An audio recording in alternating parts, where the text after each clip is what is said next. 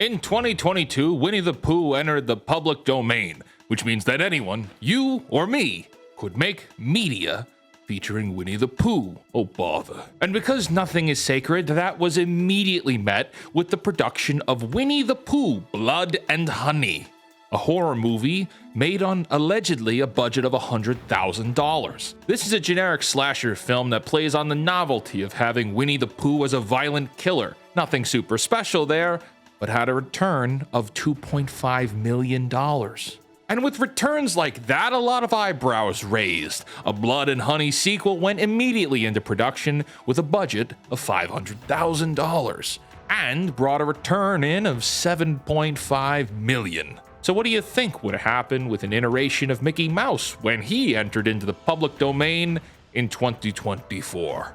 Like I said, nothing is sacred. Hello, my friends, and welcome to The Pondering. I am the real-life fake wizard. If this video brings you any value at all, I invite you to subscribe to this channel, where we're posting new videos nearly every day. It's very difficult to critique Mickey's Mousetrap as someone who has friends in the filmmaking industry, and as someone who has worked on indie film sets before. I'm faced with a dilemma, like Gollum. On one hand, haha, we made a movie about Mickey Mouse being a killer, LOL. You know, you can't take it super seriously. But then on the other hand, you have to pay to watch this on a streaming service. So as a paying customer, I am extremely unsatisfied.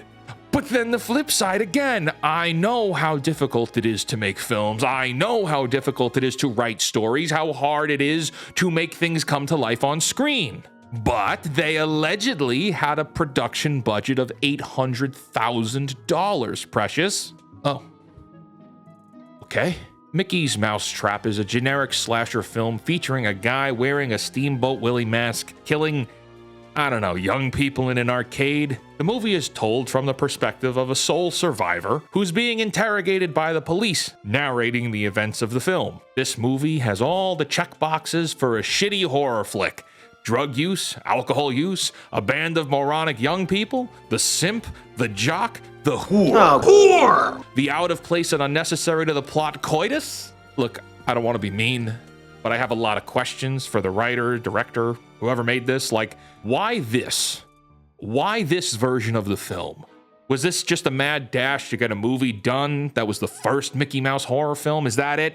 Because mission accomplished, I guess. If the budget truly was $800,000, a lot could be done with that much money. If that's not the true budget, I expect you good folks in the comments to let me know, or if there's an announcement whenever we find out the truth, somebody please let me know. But let's just compare here. Mickey's Mousetrap was allegedly done for $800,000. Give or take, the film takes place in basically one shooting location, and it has a runtime of 90 minutes. In 2006, Thanksgiving, which is a horror comedy about a killer Thanksgiving turkey, was made for $3,500.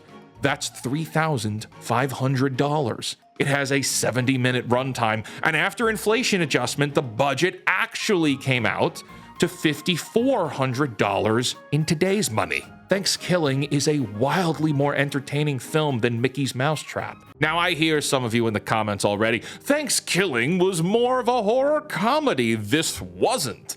I don't know if I could agree with that. At some points, this movie seems to know that this is a slasher flick with Mickey Mouse, and other times, it doesn't. It's like it wants to play not taking itself seriously, but very much takes itself too seriously. Like, again, I'm curious to know from the production team, was this your best? Or was this a cash grab? Because, like, if this was a cash grab, okay, cool, bro, I got you, get that bag, respect the hustle. But with $800,000 on a character like Mickey Mouse, I'd have gone for something that actually meant something, even just a little bit. Mickey's Mousetrap's plot is filled with conveniences. You know, in most movies, there's a moment where characters discover that the world they once thought was real is not. It's a complete betrayal from what they perceived the world to be. They go through their life and then boom, magic is real. Okay, well, how do they react to that? Magic being real is a pretty damn big deal, right? Like, there should be some visceral reactions to that. especially if it's evil magic, right? Oh boy, our friends are being murdered. There should be some kind of reaction to that, right? Here's two good examples. In Thor from 2011, there's a scene where Thor explains magic to Jane Foster. That what humans call science, Asgardians call magic, okay? Easy enough to understand. Nobody's going mad with that information. Example 2 is basically anything from H.P. Lovecraft. Coming into contact with an otherworldly being in any way could shatter someone's psyche, slip immediately into madness. Finding out Mickey Mouse has superpowers is like, oh, whatever, to our characters in this film. Basically, nothing the characters do makes much sense. They are all nasty and rude to each other. I don't believe for a second any of them are actually friends, and their motivations are reprehensible in some capacities. There are a few times where the idea of date grape comes up, and spoilers, the character insinuating doing that seemingly lives to see the credits roll. Okay then? You know, the more I think on this, the more I come up with tiny plot points of things I'd have slightly changed to improve the plot or try something new. Give the audience something to be surprised at. Give them something to not be bored with. Like, okay, you establish that the creature, the monster, is a possessor, okay? It possesses a host. And through the film, you got the cops trying to get the goth chick to confess to crimes she didn't commit. Well, what about a twist at the end? Someone comes in, says the survivors are dead or something happened. Then you cut to the goth girl one last time, and she just does a Mickey laugh before it cuts to credits. You know? Oh, it's something. I don't know. And yes, this sounds silly. I'm spitballing here because what we got was a pile of crap. Like, yes, my idea would need to get worked into the plot a little bit. Some other things would need to change, but like, spare me. A little bit of extra work could have gone a long way. Now again, I am not interested in trashing indie creators. That's not my intention. Trashing Disney or Warner Brothers or Netflix is one thing. Those are big corporations, and I am a fake-ass wizard. So it's okay to trash them. It's not good to rip on small creators. I know that, and I tell you, don't rip on small creators. So to be clear, I don't mean any of this personally, though I would surely take it personally if someone said this about something I worked on, so I get it. Again, it's very much the Gollum dilemma. On one hand, this sucked. On the other, I'm not mad. I'm just disappointed. Mickey's Mousetrap is available on Prime Video and YouTube for streaming on demand for, I think, $2.99. Here's the thing, folks. Your money speaks volumes for projects like this.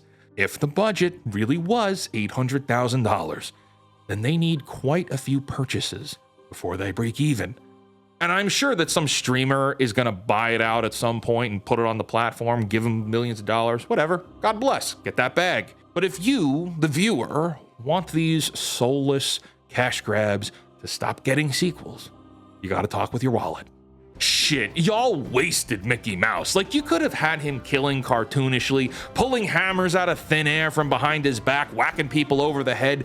Have you ever heard of Hammer Space? Hammer Space, also known as Mallet Space, is an imaginary, extra-dimensional, instantly accessible storage area in fiction, which is used to explain how characters from animation, comics, and video games can produce objects out of thin air. Good lord! You have a cartoon character, and the plot already doesn't make any sense. Why couldn't you pull a giant foam anvil or something out of the sky? Have him kill someone with a key to the throat. Say, fellas, did somebody mention the door to darkness? What is his motivation for killing? Just cause the script says so? You could have done anything with that. No, instead he's an immediately forgettable villain that sounds like Discount Joker from Temu that had a fentanyl addiction and probably doesn't pay his taxes. Wrapping up. Going into this, I thought this was the Mickey Mouse horror film I heard about being filmed in New York City. That's actually why I watched this at all. I thought it took place in New York. See, I grew up in New York City and wanted to see if I recognized any of the locations because it was shot near right where I lived. But no, this movie was made in Canada, which means that there's another bad Mickey Mouse horror film coming out in 2025 with the exact same name. Mickey's Mousetrap has a lot of lighting issues. I know they were going for this oversaturated blue color or oversaturated red color on the characters, but it's glaringly obvious how they tried to work the lights into each shot, trying to make it look like these lights are supposed to be there, but like, come on, those lights would not have been there. But there I go again, hoping this movie does something believable. My friends, I want to thank you for joining me for this pondering. I hope you had a wonderful time. If you would please hit the like button. If you're new here, subscribe to the channel. And if you didn't like anything I had to say, oh well. Until next time, create, innovate, inspire. May the force be with you.